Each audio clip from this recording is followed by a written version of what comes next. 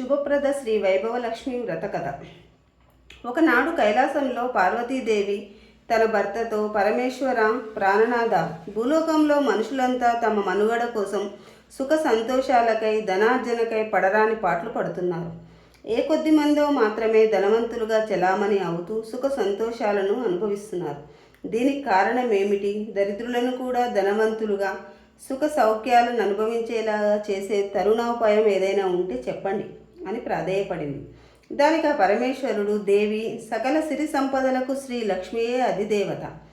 ఆవిడే విభవములనొసగే వైభవలక్ష్మిగా ప్రసిద్ధిగాంచింది. మానవులను అందరూ అనుభవిస్తున్న దారిద్ర్య బాధలు వారి పూర్వజన్మ సుకృతమే కారణం. కానీ లక్ష్మీదేవి కటాక్షం వల్ల ఆ బాధలు సమసిపోగలవు. వైభవలక్ష్మి వ్రతాన్ని ఆచరిస్తే లక్ష్మీ కటాక్షాన్ని పొంది ఐశ్వర్యవంతులు కావచ్చు. లక్ష్మీ కృపను పొందిన వారు సమస్తములను జయించగల సర్వశక్తిమంతులు అవుతారు. కావున వైభవలక్ష్మిని ఆరాధించి ఆమె కృపకు పాత్రులు అవ్వాలి. వైభవలక్ష్మి వ్రతం చేసుకున్నచో సకల సంపదలు సిద్ధిస్తాయి అని చెప్పాడు. అంతటా పార్వతి, నాదా, ఆ వైభవలక్ష్మి ఎవరు? ఆ వ్రత విధానం ఎట్టిది? సకలం నాకు సెలవీయండి అని వేడుకుంది. పరమేశ్వరుడు చెప్పసాగాడు. వైభవలక్ష్మి క్షీరసాగరంలో నిక్షిప్తమగుట. పూర్వం భృగు మహర్షి పరాశక్తిని ప్రత్యక్షం చేసుకోవాలనే తీవ్రంగా తపస్సు చేశాడు. జగదాంబ అతని తపస్సుకు మెచ్చి ప్రత్యక్షమై నీకు ఏ వరం కావాలో కోరుకోమంది. అమ్మ జగదాంబ, ఈ జగత్తు అంతా శక్తి యుక్తి భుక్తులతేనే మూడు ప్రధాన అవసరాలుగా నడుస్తుంది. శక్తి పరమేశ్వరుని పత్ని అయిన పార్వతిగా విరాజిల్లుతుంది. యుక్తి చదువులకు యుక్తి అధిదేవత సరస్వతిగా, విధాత అయిన బ్రహ్మదేవుని భార్యగా వాసిల్లుతుంది. భుక్తి అనగా జీవించు స్థితికారకమైన నీ వైభవ కళను నా కుమార్తెగా ప్రసాదించు తల్లి అని వరం కోరుకున్నాడు. జగదాంబ సరేనని తదాస్తు అని దీవించింది. వర ప్రభావం వలన భృగు మహర్షికి వైభవలక్ష్మి కుమార్తెగా ఉదయించింది. భృగు మహర్షి ఆమెకు స్థితికారకుడైన విష్ణుమూర్తికిచ్చి పెళ్లి చేశాడు. అర్హత కలిగిన వారందరికీ విభవముల నుంచి ఐశ్వర్యవంతులను చేసింది మన వైభవలక్ష్మి. కానీ విభవములను పొంది ఐశ్వర్య మదాంధుడైన ఇంద్రుడు చేసిన తప్పిదానికి దుర్వాసుడు కోపించి ఇచ్చిన శాప ఫలితంగా సౌభాగ్యలక్ష్మి సాగర గర్భంలో నిక్షిప్తమైపోయింది. వైభవలక్ష్మి పునరాగమనం.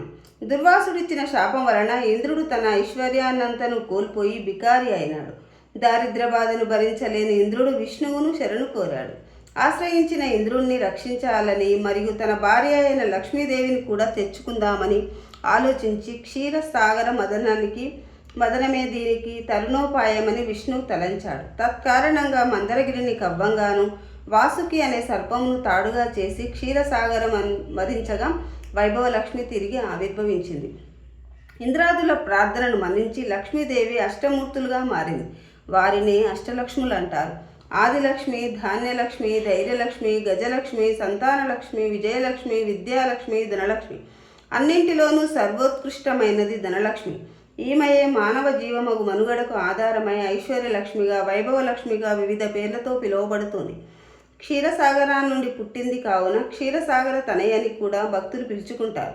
ఈ వైభవలక్ష్మి సర్వైశ్వర్య ప్రదాయనిగా ప్రఖ్యాతిగాంచింది. ఆమెకు అభిమానం చాలా ఎక్కువ. తనకు గాని తన వారికి గాని అవమానం జరిగితే తట్టుకోలేదు. మిక్కిలి అభిమానవంతురాలు కదా, అందుచేత అపరాధాన్ని మన్నించదు. అందుకు నిదర్శనంగా ఒక పురాణ గాథను చెబుతాను వినమన్నాడు. సత్వ రజోస్తమో గుణాలకు అధిపతులైన త్రిమూర్తులైన బ్రహ్మ విష్ణు మహేశ్వరులలో ఎవరు సాత్వికులో తెలుసుకునేందుకు ఒక పరీక్ష జరిగింది. దానికి లక్ష్మీదేవి తండ్రి అయిన భృగు మహర్షి తగిన వాడని న్యాయ నిర్ణేతగా నిర్దేశించారు. భృగు సత్యలోకంలో ఉన్న బ్రహ్మను, కైలాసంలో ఉన్న శివుణ్ణి పరీక్షించి వారి ప్రవర్తనకు కినుక వహించి వారిద్దరిని శపించి తిన్నగా వైకుంఠానికి కూడా బయలుదేరాడు. భూలోకానికి తెంచిన వైభవలక్ష్మి. వైకుంఠంలో లక్ష్మీనారాయణులు ఇద్దరు సరస సల్లాపంలో ఉండి పాచికలాడుతున్నారు. భృగు మహర్షి రాకను వారిద్దరూ గమనించక ఆహ్వానించలేదు. భంగపడిన భృగువు అవమానం భరించలేక కోపాన్ని నిగ్రహించుకోలేక, పైగా వారిద్దరూ తన సొంత కూతురు అల్లుడు అవడం వలన చనువు కూడా ఉండడంతో విష్ణువును వృక్షస్థలంపై బలంగా తన్నాడు. అయినా విష్ణువు ఆగ్రహించక అత్యంత శాంతమూర్తి అయి భృగువును ఆరాధించి శాంతింపచేసి పంపించి వేశాడు. కానీ తన భర్త వక్షస్థలంపై తన్నిన వాణిని శిక్షించకుండా వదిలివేసిన భర్త మీదను చివరకు కన్న తండ్రి అయిన భృగువు మీదను కోపించి లక్ష్మీదేవి వైకుంఠంలో ఉండలేకపోయింది. విపరీతమైన అభిమానం కలది కదా మన వైభవలక్ష్మి. కన్న తండ్రినైనా కట్టుకున్న భర్తనైనా వదిలేస్తుందేమో కానీ భక్తుల పాలిటి కల్పవల్లి అయిన వైభవలక్ష్మి భక్తులను వదులుకోగలదా? భక్తులందరూ ఆమె బిడ్డలే కదా. తనయుల తప్పులను తల్లి క్షమించకపోతే మరెవరు క్షమిస్తారు? అందుకే భక్త కోటికి బ్రోచుదామని భూలోకానికి ఎత్తించి కొల్హాపూరికి పెంచేసింది. అచ్చట వైభవలక్ష్మి మాతగా వెలుగొందసాగింది. శ్రీ వైభవలక్ష్మి మహత్యమును తెలిపే నలుగురు అక్కా చెల్లెళ్ళ కథ. పూర్వం పార్వతీపురంలో సుశర్మయగు సచ్చరిత్రుడైన శ్రోత్రియ బ్రాహ్మణుడు ఉండేవాడు. అతనికి నలుగురు కుమార్తెలు. వారు శీల, సుశీల, గుణశీల, విజయశీల. అందులో పెద్దమ్మాయి శీల అత్యంత దైవభక్తుడైన తండ్రికి చేదోడు వాదోడుగా ఉండేది. మిగిలిన ముగ్గురు కొంత అహంభావంతో ఉండేవారు. తల్లిదండ్రుల ప్రభావం వల్ల నలుగురు కూతుర్లకు కూడా వైభవలక్ష్మి భక్తులయ్యారు. నలుగురికి నలుగురు మంచి యువకులనిచ్చి పెళ్లి చేశారు. శీల భర్త గొప్ప పండితుడు, సుశీల భర్త రాజస్థానంలో సైన్యాధిపతి, గుణశీల భర్త ప్రముఖ వ్యాపారస్తుడు, వినయశీల భర్త గొప్ప భూస్వామి. శీల భర్త తానే మహాపండితుడనే అహంభావంతో ప్రవర్తించసాగాడు. తన ప్రజ్ఞాపాఠవాలు, తెలివితేటలు, శక్తియుక్తులతో తనకు అత్యంత గౌరవాదారాభిమానాలు కలుగుతున్నాయని విర్రవీగేవాడు. ధనార్జన వల్ల విద్య వల్లే ప్రాప్తిస్తుందని లక్ష్మీదేవి నన్ను కరుణించడం ఏమిటని గర్వపడసాగాడు. తన పాండిత్యం వల్లనే తనకు సన్మానాలు, గౌరవాలు, పురస్కారాలు జరుగుతున్నాయని, తద్వారా ధనం సంప్రాప్తిస్తోందని విర్రవీగుతూ వైభవలక్ష్మిని విస్మరించసాగాడు. ధనవంతులందరూ తన పాండిత్యానికి దాసోహులనేనని అనుకున్నాడు.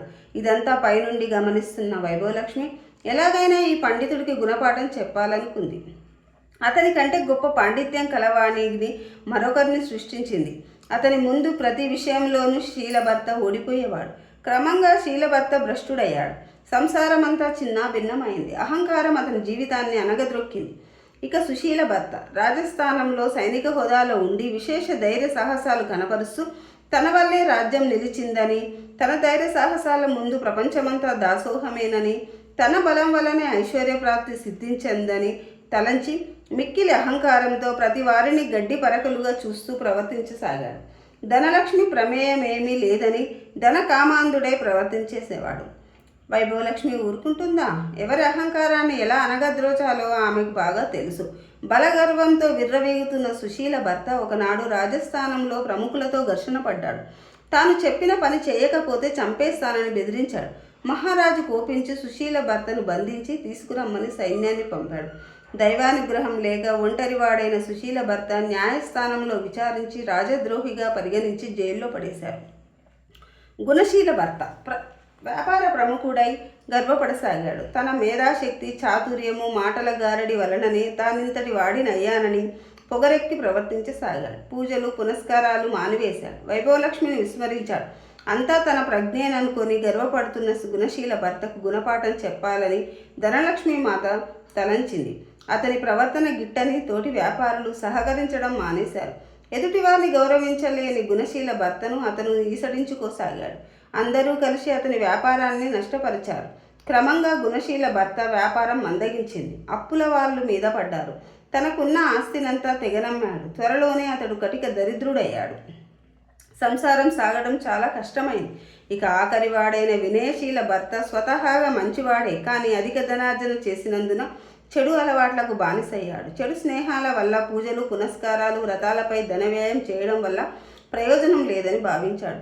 దుర్వసనాలకు, దురలవాట్లకు పూర్తిగా ఖర్చు పెట్టడం వల్ల సంపాదించిన ఆస్తి అంతా హారతి కర్పూరం అయిపోయింది. పైగా అప్పుల పాలయ్యాడు. మానసిక ఒత్తిడితో మనిషి కృంగిపోసాగాడు. అతని ఇంట దరిద్ర దేవత తన విశ్వరూపాన్ని ప్రదర్శించింది. పిల్లలు నిత్యము అన్నమో రామచంద్ర అంటూ అలమటించసాగారు. దానికి తోడు చీటికి మాటికి భార్యను చిత్రహింసలు పెట్టేవాడు. క్రమేపీ అల్లుల సంసారం అష్టదరిద్రాల పాలయ్యింది. సుశర్మ వైభవలక్ష్మి వ్రతం చేసుకుంటే మీ కష్టాలు తీరుతాయని ఎంత మొత్తుకున్నా ఎవరూ వినలేదు. నలుగురు కూతుర్ల సంసారం నట్టేట పాలైనందుకు సుశర్మ చింతించసాగాడు. కొంతకాలానికి అల్లుళ్ళు, కూతుళ్ళు అంతా పశ్చాత్తాపపడ్డారు. తమ తప్పు తాము తెలుసుకున్నారు. వైభవలక్ష్మి వ్రతాన్ని నిర్లక్ష్యం చేయడం వలనే ఈ పరిస్థితి దాపురించిందని గ్రహించారు. లక్ష్మీదేవిని కరుణించమని వేడుకున్నారు. పస్తులుండైనా సరే వైభవలక్ష్మి వ్రతం చేసుకోవాలనుకున్నారు. తండ్రికి, అయ్యా మా తప్పులు తెలుసుకున్నాం, నువ్వు చెబితే వినలేదు, ఎట్లాగైనా మా చేయి వ్రతం చేయించమని తండ్రిని వేడుకున్నారు. ఎంతైనా కన్న తండ్రి కదా, తప్పుతుందా మరి? సరేనని ఒక మంచి శుభముహూర్తం నాడు మరలా వారిచే సామూహికంగా వైభవలక్ష్మి వ్రతం చేయించాడు. అయినా ఫలితం దక్కలేదు. ఎంతైనా లక్ష్మీదేవి కదా, తొందరగా అనుగ్రహిస్తుందా? వారిని ఇంకా పరీక్షిద్దామని పలు విధాల ఆలస్యం చేస్తూ వారి ఓపికను పరీక్షించసాగాడు. నానాటికి పరిస్థితులు దిగజారిపోతున్నా కూటికి కూడా గతి లేని స్థితిని అనుభవిస్తున్న ఆ నలుగురు అక్కా చెల్లెళ్ళు పట్టువదలని విక్రమార్కుల్లా వైభవలక్ష్మి వ్రతాన్ని చేస్తూ ఉన్నారు. కొంతకాలానికి వైభవలక్ష్మి ఆ నలుగురు అక్కా చెల్లెళ్లపై జాలి కలిగి ఒకనాడు ముసలి ముత్తైదువ రూపంలో వారికి కనిపించి, అమ్మాయిలు, వైభవలక్ష్మిని ప్రసన్నం చేసుకోవాలని మీ ఆరాటం చూస్తుంటే నాకు ఆనందంగా ఉంది. ఆ వైభవలక్ష్మిని కరుణించి ప్రసన్నురాలు కావాలంటే నేను చెప్పినట్లు ఆ వ్రతాన్ని ఆచరించండి. వ్రతలోపం జరిగితే విపరీతమైన ఆలస్యం జరుగుతుంది. కావున వ్రతలోపం రానియకండి. నేను చెప్పిన ప్రకారం చేయండి. మీరు మరలా మీ పూర్వ స్థితిగతులను పొందగలరు అంటూ చెప్పసాగింది. ఈ వ్రతాన్ని ఎవరైనా చేసుకోవచ్చు. దీన్ని 4, 8, 9, 11, 12 వారాలు ఎవరి శక్తి కొలది వారాన్ని వారాలు చేసుకోవచ్చును. ఉద్యాపన మంత్రం ఆఖరు వారం తర్వాత వచ్చే శుక్రవారం నాడు చేసుకోవాలి. గురు శుక్రవారాలు తప్ప మిగిలిన వారాలలో చేయరాదు. వ్రతం చేసే రోజు ఉదయమే లేచి తలంటు పోసుకొని శుచి శుభ్రతతో మడిగా ఉండి, అమ్మ వైభవలక్ష్మి మాత కరుణించి తల్లి, నేటి నుండి 4, 8, 9, 11, 21 వారాలు చేస్తానని మొక్కుకోవాలి. దానికి కావలసిన శక్తి సంభారాలను సమకూర్చిపెట్టి, బాధ్యత కూడా నీదేనమ్మా, ఈ వ్రత దీక్ష నిర్విఘ్నంగా కొనసాగేటట్లు చూడు తల్లి అని ప్రార్థించాలి. నా శక్తి కొద్దీ నేను చేయు ఈ వ్రతాన్ని సంతృప్తి నుండి నా కోరికలను నెరవేర్చు తల్లి అని నమస్కరించాలి. ఆనాడు పగటి పూటంతా ఉపవాసం ఉండి సాయంత్రం 6 నుంచి 9 గంటల మధ్యలో పూజను పూర్తి చేయాలి. ఆ వ్రతానికి భక్తి శ్రద్ధలు, నియమనిష్టలు, శుచి శుభ్రతలు ముఖ్యం. ఆ వైభవలక్ష్మి మాతయే సాక్షాత్తు ఏ ఇంటిలో అతిథి అభాగ్యతులను పరిపూర్ణ ఆతిథ్యం దొరుకుతుందో, ఏ ఇంట పితృదేవతలు ఆరాధించుట, పూజలు పునస్కారాలు ఉంటాయో, గోబ్రాహ్మణాదులకు ఏ గృహంలో గౌరవ సత్కారాలు ఉంటాయో, ఏ గృహమందు దాన ధర్మాలు ఉంటాయో, పరోపకారం, జాలి, కరుణ ఏ గృహమందు ఉంటుందో ఆ గృహమందు సత్యవాక్ పరిపాలన ఉంటుందో, కోరికలు నిత్య సంతోషం ఏ గృహం ఉంటుందో ఆయా గృహాలలో సంతుష్టురాలనే ఉంటాను అని చెప్పింది. కావున వ్రతలోపం రానియకుండా నియమనిష్టలతో, భక్తి శ్రద్ధలతో, శుచి శుభ్రతతో ఈ వ్రతాన్ని ఆచరించాలి. వ్రతం చేసుకునే రోజు సాయంత్రం సూర్యాస్తమయం తర్వాత ఈశాన్య ప్రదేశంలో కానీ తూర్పు దిక్కులో కానీ శుభ్రపరచి బియ్యపు పిండితో మంగళకరమైన అష్టదళ పద్మం వేసి ముగ్గుని పెట్టాలి. దానిపై ఎర్రని నూతని వస్త్రాన్ని మడిచి చతురస్రంలా పరచాలి. దానికి స్వచ్ఛమైన బియ్యాన్ని పోసి చదరంగా నరపాలి. మధ్యలో బంగారం లేదా వెండి, రాగి చెంబుతో కలశాన్ని ఉంచాలి. కలశంలో 4 తమలపాకులను కానీ మామిడి ఆకులను కానీ ఉంచి దానిపై కొబ్బరికాయను తలక్రిందులుగా ఉంచాలి. కొబ్బరి ముచ్చకు త్రిభుజాకారంలో ఎర్రని రవికెల గుడ్డను తొడగాలి. ఎర్రని పువ్వును, ఒక బంగారు వస్తువును, నాణెమును కానీ కలశంలో వేయాలి. పిమ్మట నేతి దీపాన్ని, అగరువత్తుల ధూపాన్ని వేయాలి. కలశం వెనుక ఉన్న పెద్ద లక్ష్మీదేవి ఫోటోను ఉంచాలి. వైభవలక్ష్మిని లక్ష్మీ గణపతి అన్న, శ్రీచక్రం అన్న అత్యంత ప్రీతి కాబట్టి ముందుగా పసుపు ముద్దతో లక్ష్మీ గణపతిని శ్రీచక్రాన్ని చేసి ఆరాధించాలి. అటు పిమ్మట వైభవలక్ష్మిని శాస్త్రోక్తంగా షోడశోపచార పూజ గావించాలి. నైవేద్యం, తీపి పదార్థాన్ని నివేదించాలి. శక్తి లేని వారు పసుపు కొమ్ములతో కూడా పూజించవచ్చు. పూజానంతరం కలశంలో వేసిన ద్రవ్యాన్ని కానీ రూపాయి బిళ్ళలను కానీ తీసుకొని భద్రపరచాలి. కలశంలో మండపం ఏర్పరిచిన బియ్యాన్ని పక్షులకు వేయాలి.